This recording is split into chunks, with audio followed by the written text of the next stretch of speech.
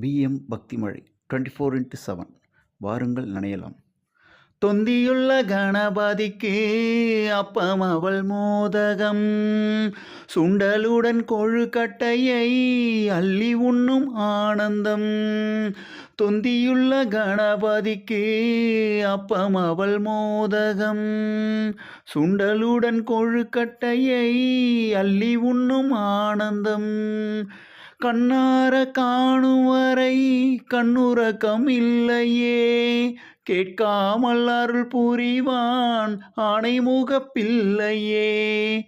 கண்ணார காணும் வரை கண்ணுறக்கம் இல்லையே, கேட்காமல் அருள் புரிவான் ஆணைமுகப் பிள்ளையே.